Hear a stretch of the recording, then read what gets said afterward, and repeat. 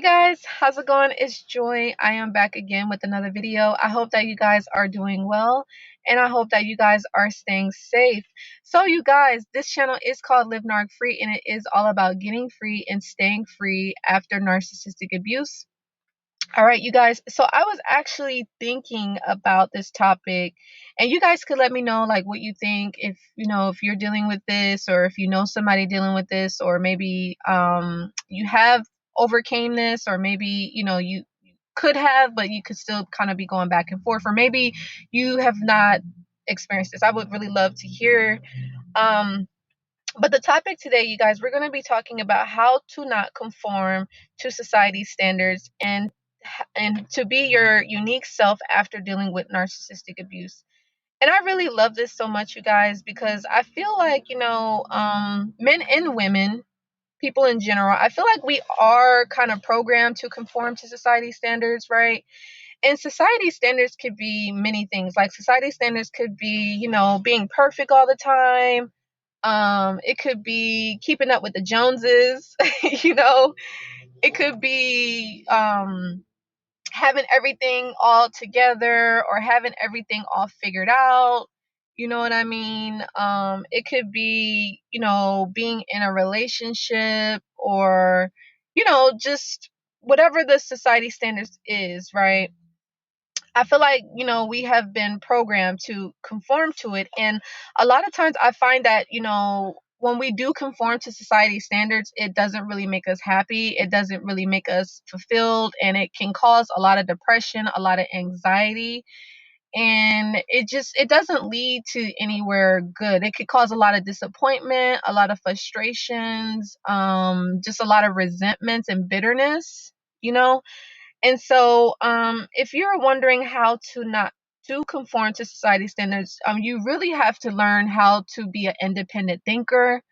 You also have to learn how to be independent, which means being able to take care of yourself without needing anybody else's help. You really have to learn how to be self-reliant because what happens is, and we've all been programmed to be codependent, but when we live with our parents or live with other family members, in a sense, they do have control over us. Like they can dictate things to us or maybe like influence us or persuade us to think a certain way or do certain things with our lives, which is not really, it's not fair because it's like we didn't tell them what to do with their lives. So you would wonder like why would they want to do that to us? But a lot of them, they no, I'm not saying all, but because you do have narcissistic parents that are manipulative, but for the most part, I would say most of the parents are coming from a good place. But it doesn't work. You know what I mean? And I'm saying that for me because like when I lived with my aunt for 5 years, we all know she was a narc, but she was very controlling and she was very manipulative and she really, really wanted me to go down a path where it would make me unhappy or it would make me just like her. And I'm thinking like, I hear what you're saying and I respect everything you're saying, but that's not something that I want to do, you guys. And I could tell you, I remember telling this to my aunt multiple times, and she would pretend like she would be okay with it. She would pretend like she respects my decisions and respects that I have my own mind and I can think for myself, but deep down, she really wanted to control me, you know? And you could have normal people that could want to control you as well, for whatever the reasoning is. Um, but basically, yeah, like she wanted me to take a certain subject in school and work do a certain career path, and it wasn't something that I wanted to do. And you could be in a similar situation and you just like you feel bad and you want to make your parents happy because maybe you could still be living with them or you could want to seem like, oh, I'm a good child or oh, I'm a good kid or whatever or a young adult, and so but you don't want to do it. So again, what you want to do is you have to become independent of your parents and essentially you have to become independent of other people, right? And you do that by finding gigs, like as I always say, or finding hobbies and something that you can do to bring in stability so that way you be able to take care of yourself and fend for yourself, right? Because if you're living with family members, they have control over your life. They can influence you. They can, you know, unfortunately, some of them can manipulate the situation. So you just want to make sure that you're not in that position. Now, in terms of like relationships and stuff like that, how, a lot of us, we can be, you know, conform to what society standards is. Like some of the standards could be like, oh, you have to be promiscuous, you have to have multiple partners, or you have to be with someone in order to be cool, or you can't be alone, or if you are alone, like you're not so cool, like you're not as attractive, or you're not as desirable, or you get me. And a lot of that's not true. It's like, you can be by yourself and still do your own thing and still be desirable and still be attractive, like, you know what I mean? And so what you want to do is, in order not to conform to those society standards, is being able to have your boundaries, learning about your self-worth, learning about your own standards, learning about your own values, learning about your own belief systems, and learning about what's true for you.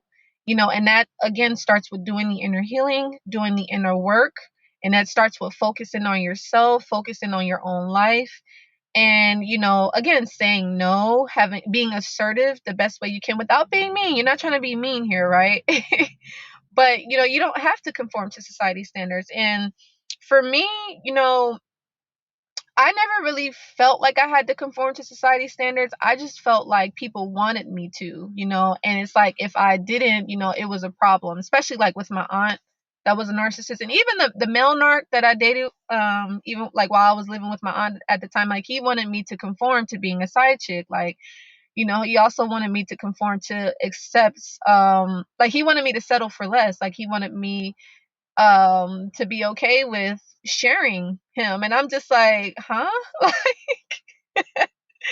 So, you have to know what's true for you. You have to, as I said, you have to learn about your worth, learn about your value, learn about what your beliefs are, what's going to make you happy, what's going to make you feel fulfilled, because let's say, and I don't even know where this came from, you guys. It was just more so like something inside of me said, like, no, like, I don't want to be a side chick. It's just like, obviously, I'm not first. He already had his main girlfriend and he wanted me to be a second piece. It's just like, no. So anyway, yeah, you guys. So just make sure, like, it's okay to say no. It's okay to stand firm in your truth, and not to follow what others are doing, because I do feel like it's pressure for us to follow the Joneses, or keep up with the Joneses, and do what everybody else is doing, and to compare ourselves to others. Like, there's no need for that, because again, you guys, we're all on our own journey. And I do want to make a video about that. But yeah, we're all on our own journey. Nobody's story is the same as anybody's. We all have our unique lives. Like, we come in this world alone and we die alone. You get me? So that's just something that you want to keep in mind, right?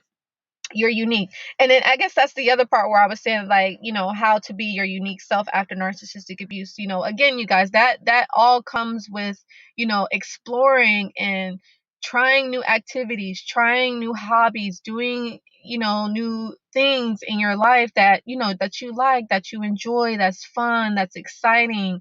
Like, in a sense, like, to be your unique self again, like, not only do you have to stand in your truth, you have to stand in your power, and you have to not be afraid, like, what others are going to think, or what they're going to feel about you, or what they're going to say, because people are going to talk, they're going to gossip and say who knows what. But you have to remember that none of that stuff matters, right? And that's the topic for another video as well. But yeah, being your unique self is just knowing that, you are God's child, and God loves us so much, and it's about, if you see like a certain person is getting results and like it's not what you want, then don't do that. You know, that's what it was for me. Like I said, living with my aunt, and she was trying to get me to go down the path. And I'm looking at her, I'm like, I see like the outside, like it looks good on the outside, but I'm like, on the inside, it's just, I don't want to be like that, you know? So you have to kind of look at it like that, right? And then the other thing is maybe you can get inspiration and motivation for people that are doing things that you want to do. Maybe you can talk to them and ask them and say like, hey, how did you do this? Or how did you do that? You know, that sort of thing. And that's the thing, you guys. There's nothing wrong with getting feedback. It's nothing wrong with getting advice from others. Like, I actually encourage that. I recommend that. Like, you do want to, you know, get support and get guidance and get clarity with others. But at the end of the day, you want to be in a position where you can make your own decision, and that you can decipher and you can analyze and see what makes sense for you, what feels right for you, you know. And again, like I said, as long as you're not harming anybody or making anybody feel upset or making somebody feel guilty, or like, you know, as long as none of that's happening, like, be who you are, be yourself. And if you don't know how to be yourself, as I said, you guys, talk to people that are like an inspiration and a motivation, or join support groups, and like I said, watch videos on YouTube or read books. And again, you have to find yourself, you have to create yourself, you have to not just live a life by default, but you have to learn how to live a life by design. You get me? So, anyway, you guys, I hope that this makes sense, and I hope this helps you not to conform to society standards. Because again, you guys, don't feel that pressure, because people are going to put pressure on you, like narcissistic people, toxic people, unhealthy people, and even, and this could be family members and friends or associates. They may put pressure on you to conform a certain way, but remember, you guys, you can say no. You don't have to do stuff that you don't want to do, you know, and you can be unique. It's nothing wrong with being unique. And actually, it's recommended to be unique, you know. No flower is the same, you know. No star in the sky is the same. No tree is the same. Every tree is different. Every human being is different, you know. So be your unique self. Stand out. Do things that people don't do. Like I said, don't harm anybody. Don't harm yourself, but be positive. Be an inspiration, right? So anyway, you guys, I love you so much. I hope that this was helpful and made sense. Be your unique self. Don't conform to society standards, and live your life how you want to live, not how other people want you to live. All right. Give this video a like, share, and subscribe, you guys. I love you so much. Until the next time. Bye, guys.